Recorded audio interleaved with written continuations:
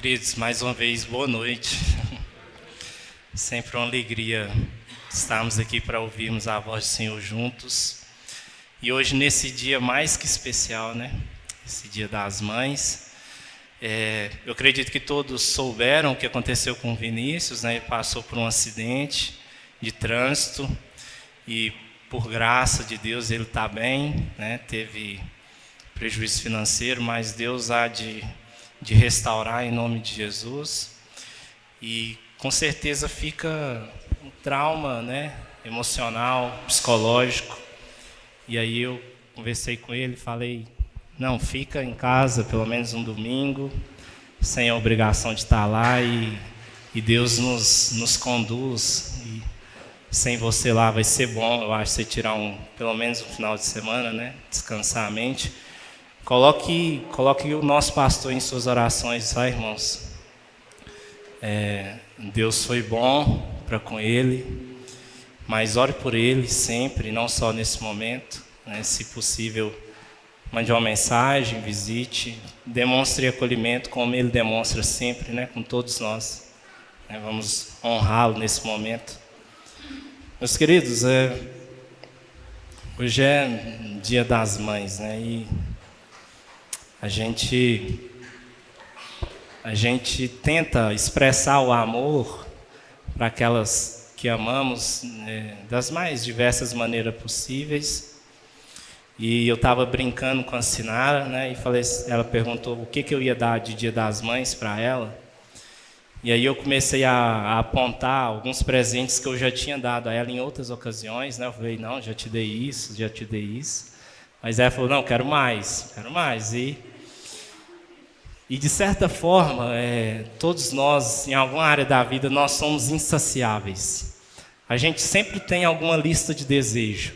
Se a gente consegue alcançar um objetivo, a gente já tem mais 10 objetivos.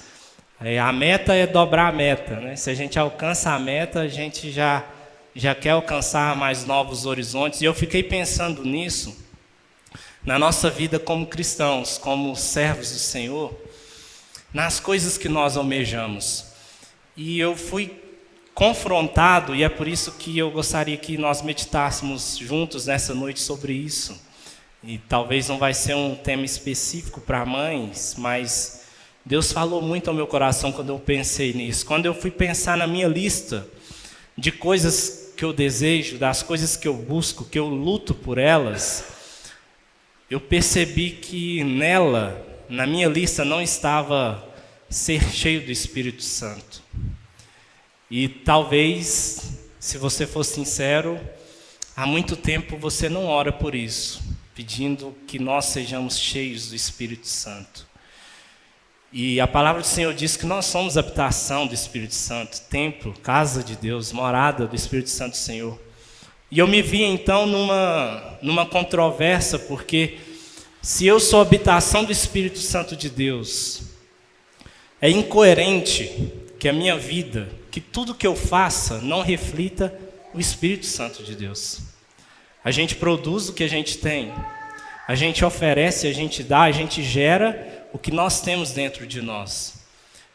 Eu sou influenciado por aquilo que habita em mim, aquilo que me influencia. Nós vivemos na época de influenciadores digitais, onde famosos por fazerem algo, ou venderem, ou produzirem algo, começam a arrecadar um número muito grande de seguidores, e aí essas pessoas ditam estilo de vidas para os seus seguidores.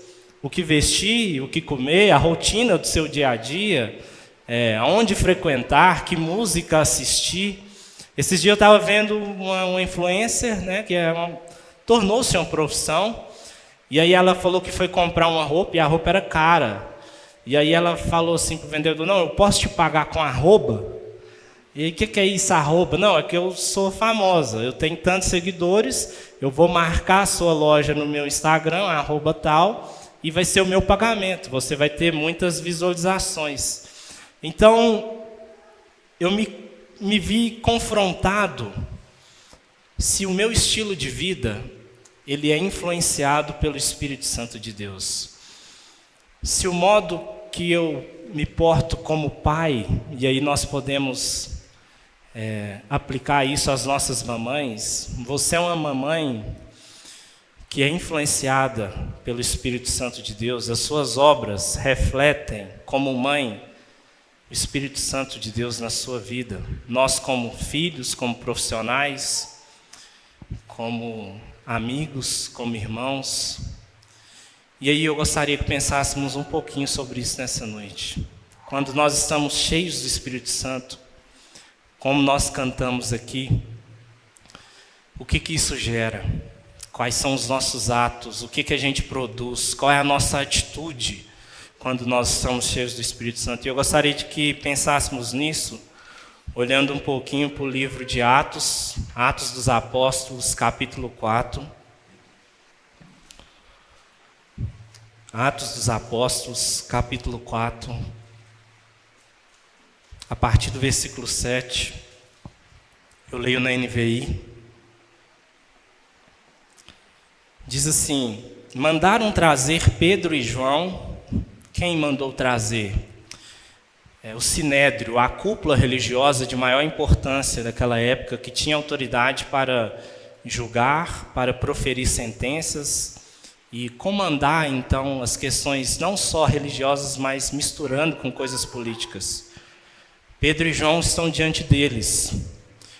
Mandaram trazer Pedro e João diante deles e começaram a interrogá-los. Com que poder ou em nome de quem vocês fizeram isso?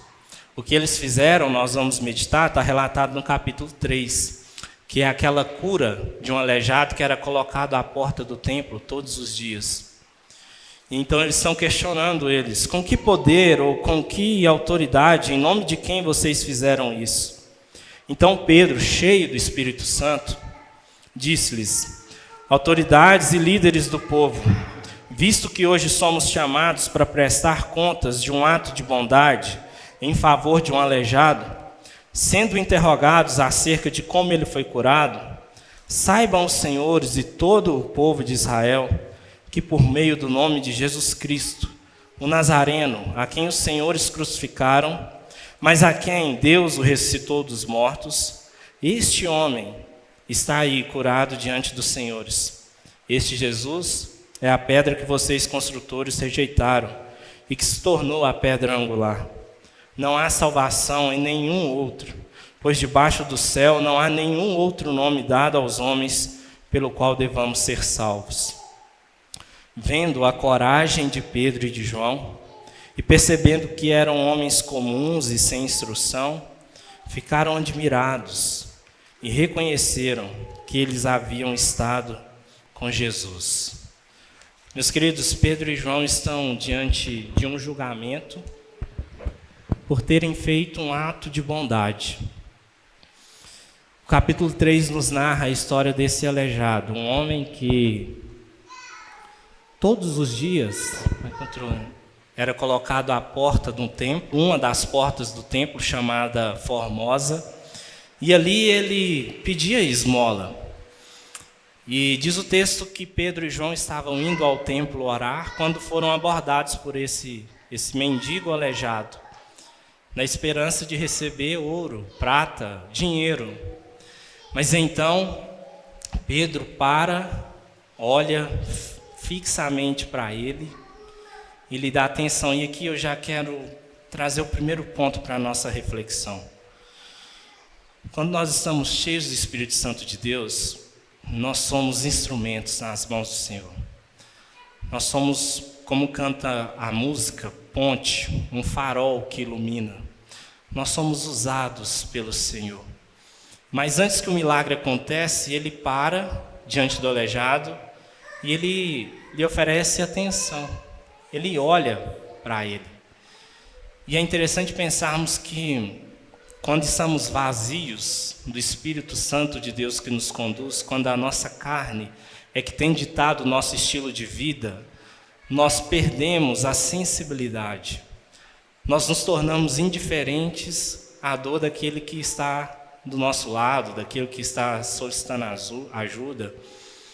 Essa semana eu vi um vídeo, daqueles vídeos que doem o coração, que marcam a alma da gente e que a gente clama: Senhor, volta.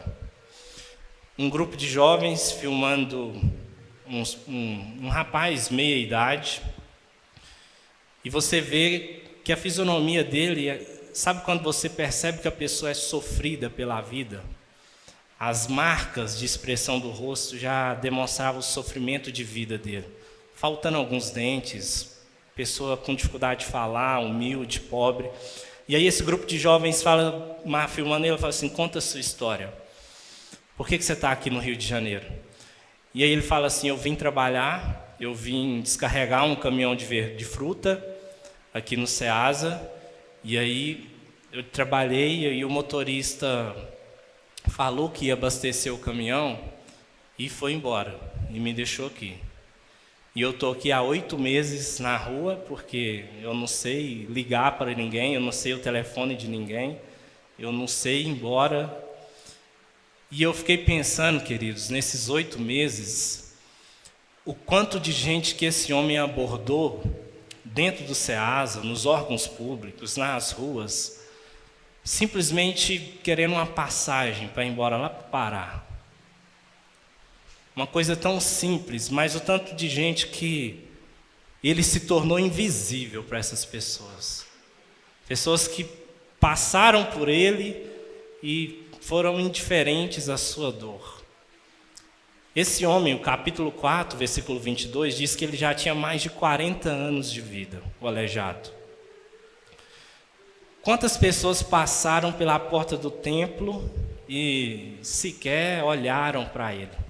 Porque acostumaram a ver ele ali. Todos os dias, diz o texto, alguém colocava ele ali de maneira estratégica, porque subentende-se que quem está indo na casa de Deus oferecer sacrifício, orar, são pessoas que têm um coração generoso, são pessoas que têm misericordiosos. Então, na porta do templo, subentende-se que ele vai ganhar alguma ajuda. Mas Pedro e João param, olham para ele, estabelecem um contato e fala assim: olha para nós. Certamente o aleijado olhou e viu um homem simples, com roupas baratas, pescadores, e o que ele vê, Pedro confirma: nós não temos ouro nem prata. Mas nesse breve momento que eu acredito que o aleijado decepcionou, sabendo que não ia ganhar nada, ele não esperava que o que Pedro tinha era muito mais que ouro e prata. Pedro tinha a presença do Espírito Santo de Deus. E Pedro fala uma frase que mexe muito comigo. Ele fala assim: o que eu tenho, eu te dou. Em nome de Jesus, levanta, anda. Pedro ajuda pela mão, e pela primeira vez em 40 anos, esse homem se coloca de pé e sai saltando e pulando e glorificando a Deus. Homens cheios do Espírito Santo de Deus são usados pelo Senhor. São pontes para transformar vidas. E eu fiquei pensando, o que eu tenho para oferecer? Pedro falou: o que eu tenho eu te dou. O que eu tenho para oferecer a vocês? O que eu tenho para oferecer com as pessoas que cruzam o meu caminho? Esses dias eu estava numa reunião de serviço e o rapaz falou assim: nós não nos conhecemos por acaso, Deus tem um propósito com isso. E eu, amém. E a gente às vezes fala por protocolo isso, mas realmente as pessoas que cruzam o nosso caminho, o que nós temos a oferecer a elas? E Pedro então oferece o poder do Espírito Santo de Deus para aquele homem, que o concede não só o alimento de mais um dia, mas o concede a transformação da sua vida. Pela primeira vez ele não vai ficar mais às portas, mas ele vai adentrar o templo. Agora ele não precisa mais esmolar, porque ele tem saúde para trabalhar. A transformação é plena, é completa. E Pedro e João foram instrumentos nas mãos do Senhor, porque estavam cheios do Espírito Santo de Deus. Mas uma segunda característica, uma segunda marca que eu observo na vida desses homens, é que eles são usados por Deus e eles apontam como uma flecha para a obra salvadora de Cristo Jesus. Esse homem caminha pela primeira vez e o trajeto que ele faz está definido de maneira muito clara na mente dele. Ele entra para dentro do templo pela primeira vez. Ele sai das portas e adentra louvando e glorificando a Deus e saltando. E logo começa a haver um alvoroço, porque todos conheciam ele. Tem há 40 anos que ele está ali pedindo. Pedro então toma a palavra e fala: por que vocês estão, como diz o meu irmão, em choque? Por que vocês estão olhando para nós como se o poder, a misericórdia, a transformação da vida desse homem tivesse vindo de nós? Foi no nome de Jesus. Foi no nome desse que há poucos dias vocês crucificaram. Esse que vocês negaram. Esses pelo qual não há outro nome, importa que vocês sejam salvos. E vocês preferiram um assassino. Pedro passa de um instrumento de cura para uma flecha que transpassa o coração desses homens, apontando para a salvação de sua alma.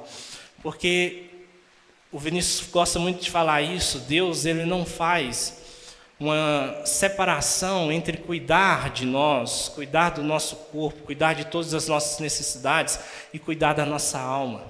O Espírito Santo de Deus, ele trata-nos por completo. Ele cura a saúde desse homem, e o mesmo nome que transformou a saúde é o nome que tem poder para salvar. E não só o nome que tem poder, mas é o único nome que tem poder para salvar.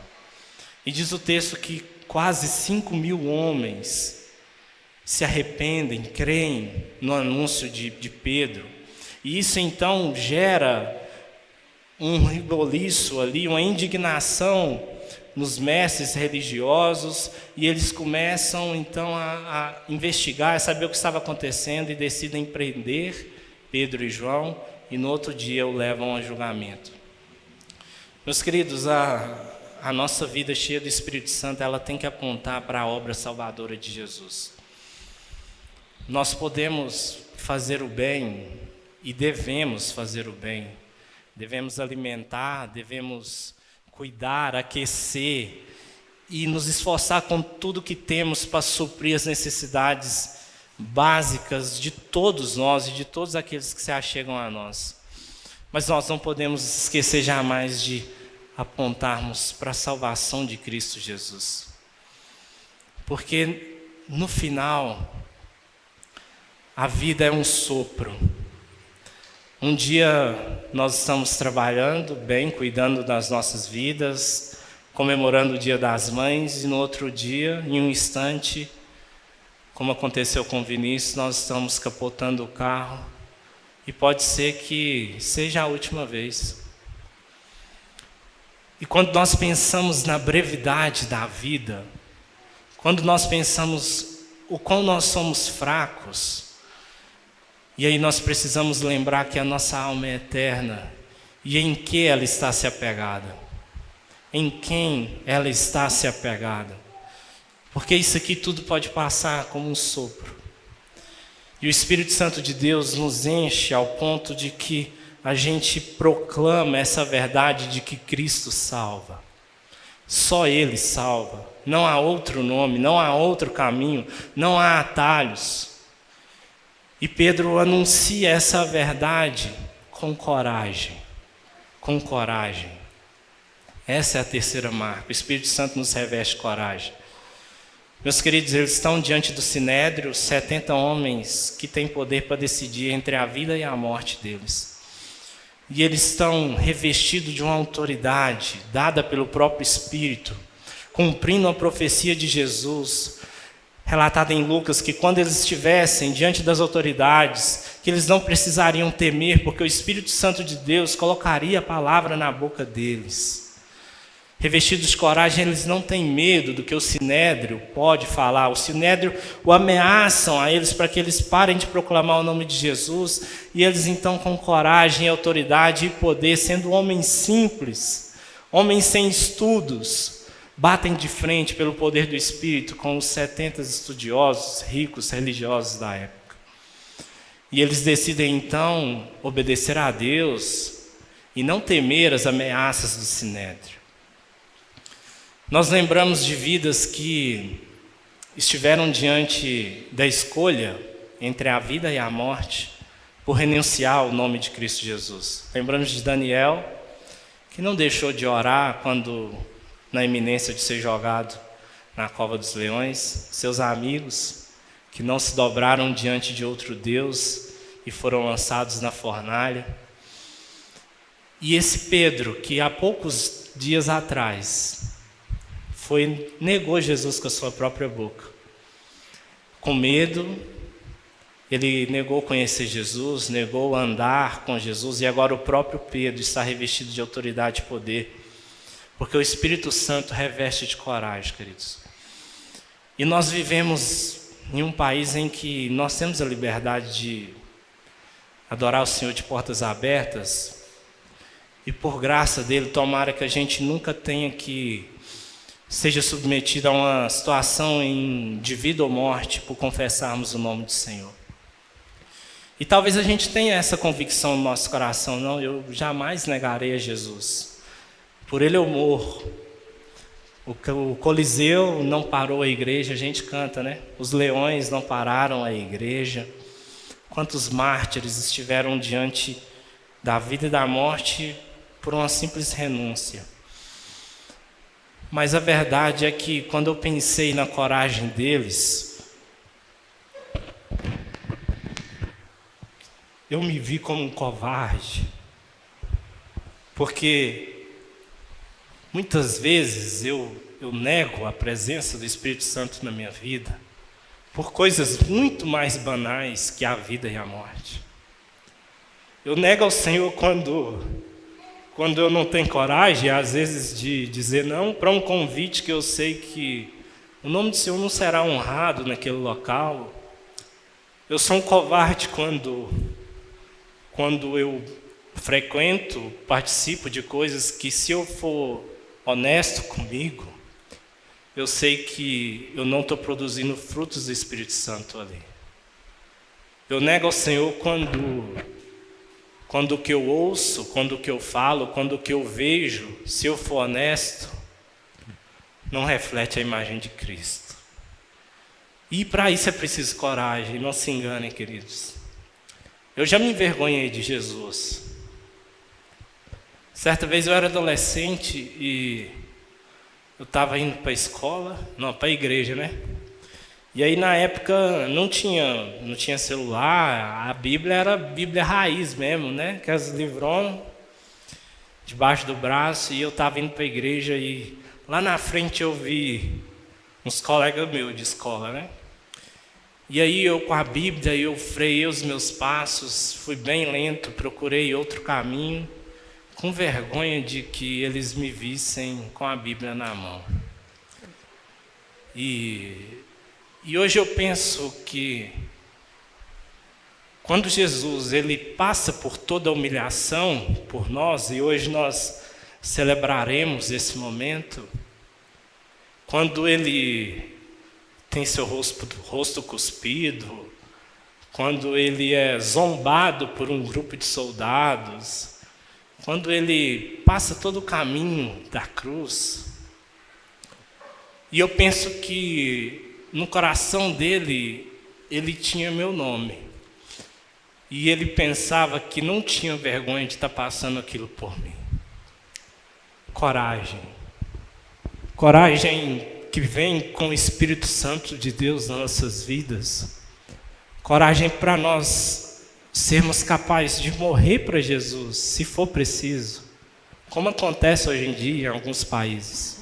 Que Deus queira que a gente nunca precise passar por isso. Mas mais que isso, é coragem para viver por Ele. Coragem para viver por Ele. E isso é o Espírito Santo que dá. Quando nós estamos cheios do Espírito Santo, nós temos orgulho. Orgulho de proclamar o nome do Senhor Jesus.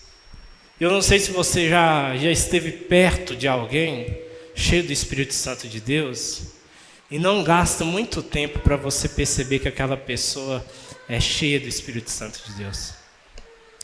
Eu vejo isso na vida do Marquinhos, pai da Débora, do Vinícius. Eu lembro que quando eu conheci ele, e eu saí fui levar ele em algumas oficinas e tal. Ele não conseguia passar por ninguém sem dizer Jesus te ama. Ele não consegue pagar uma conta sem falar do amor de Jesus para quem está recebendo dinheiro. E eu fiquei admirando aquilo e pensando, nossa, quando eu crescer eu quero ser igual ao Senhor. Cheio do Espírito Santo de Deus. E às vezes, quando nós falamos que frequentamos um local cristão, as pessoas se assustam. Que? Você é crente? Você proclama o nome de Jesus com essa postura? Que a gente não precise abrir a boca para as pessoas perceberem que o que habita em nós é o Espírito Santo de Deus. E os nossos frutos são frutos produzidos pelo próprio Senhor, frutos que transformam vida. Nos faltam coragem para crer. Coragem para crer. Já estive diante de situações e pessoas enfermas. E no meu coração eu temer por orar pela cura, porque a minha fé era pequena.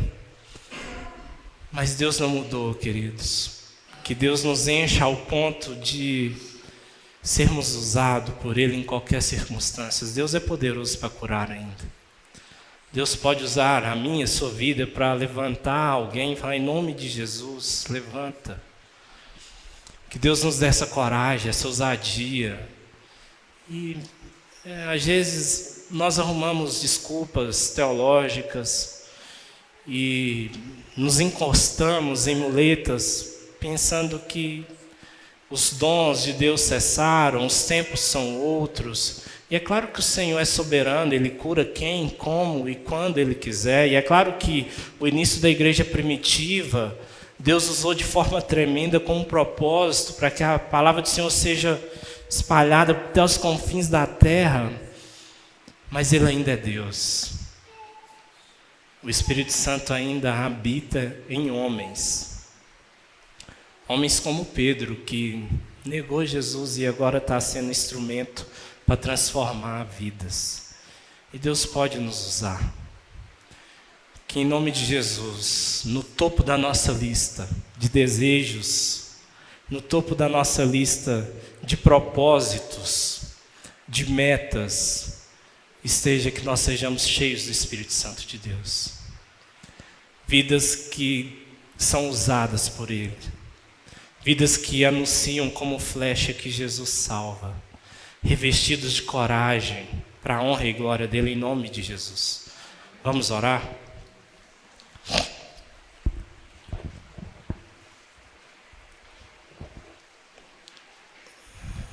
Oh, Pai, nós ficamos constrangidos diante da Tua presença, porque somos pecadores, somos falhos, mas esse é o mistério da graça, não está em nós. Não estava naqueles homens a ousadia, o poder, a misericórdia. Eles foram instrumentos nas mãos do Deus que é bom, do Deus que é poderoso para curar, para transformar, para salvar. E é o que nós queremos ser, apenas instrumentos em Tuas mãos. Oh Deus, tira de nós esse modo mesquinho de viver para nós mesmos. Não permita que sejamos tão miseráveis ao ponto de termos só dinheiro para oferecer, só prata e ouro, mas que tenhamos a presença do Espírito Santo para oferecer e dar a todos aqueles que cruzam o nosso caminho. Queremos ser renovados, transformados, enchidos, transbordados por esse amor, por esse poder, por essa graça que nos usa, que nos torna como flechas para salvar vidas, vidas que convivem conosco e muitas vezes estão caminhando a passos largos em uma cegueira espiritual, porque somos incapazes de ser luz na vida dessas pessoas. Oh Deus, tira de nós a covardia, nos dê a ousadia, a coragem de proclamar com a nossa vida e com a nossa voz que o Senhor salva, que o Senhor cura, que o Senhor perdoa. apesar de nós. Apesar de nós. Em nome de Jesus. Amém, amém, amém, meus queridos.